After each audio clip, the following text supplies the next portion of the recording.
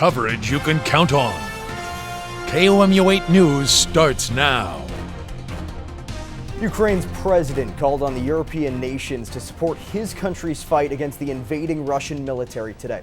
Good afternoon, I'm Noah Klein.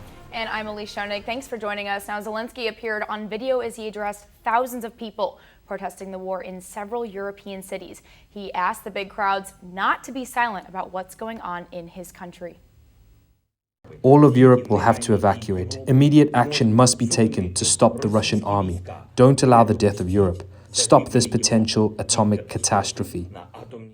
Russia attacked a nuclear power plant last night and now controls it.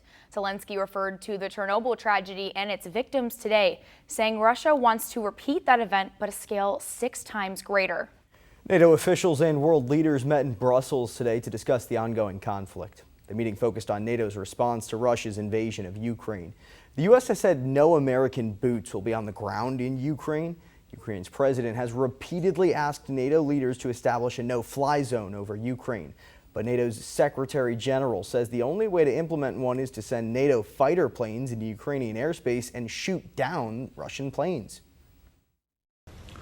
And our assessment is that we understand the desperation, but we also believe that if we did that, we'll end up with something that could end in a full-fledged war in Europe, involving many more countries and causing much more human suffering.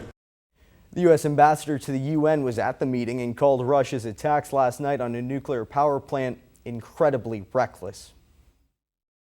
Russia's attack last night put Europe's largest nuclear power at grave risk. It was incredibly reckless and dangerous, and it threatened the safety of civilians across Russia, Ukraine, and Europe.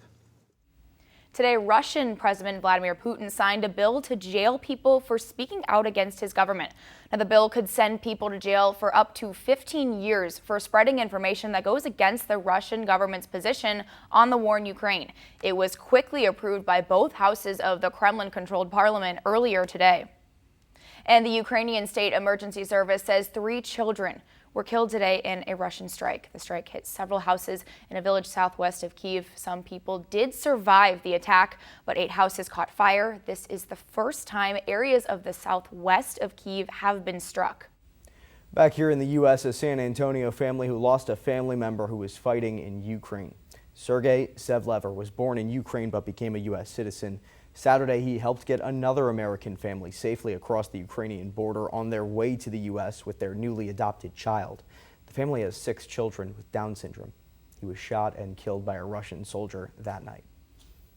Legacy that he has left, you see 6 beautiful children right here with Down syndrome who have hope and they have a future. And it is because of Serge.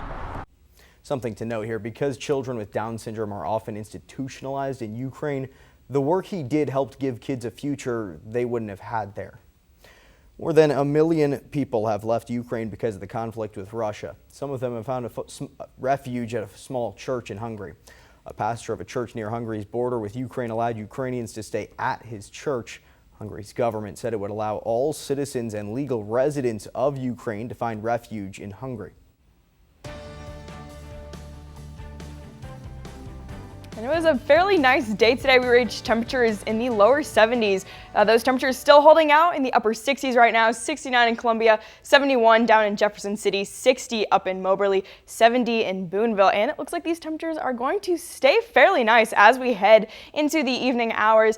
Just reaching 62 by 7, 61 by 9, and sticking around 60 degrees for the majority of your night. So it's going to be a very nice night if you are going out tonight. And these temperatures, they're not going to stick around in the upper 70s for long. They'll stick around tomorrow, though. So tomorrow we're going to be back in the middle 70s at 75. But we're going to watch some clouds build into the afternoon. We're going to watch a cold front move through as well. It's going to drop our temperatures for your Sunday. And it's going to bring us our next upcoming chance for rain. We'll talk about how that could impact your weekend plans coming up.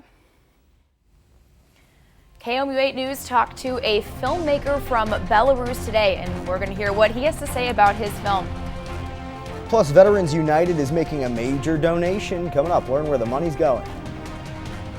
But first, you're taking a live look over Rocheport. 5:03 is your time. You're watching KOMU 8 News at 5 coverage. You can count on.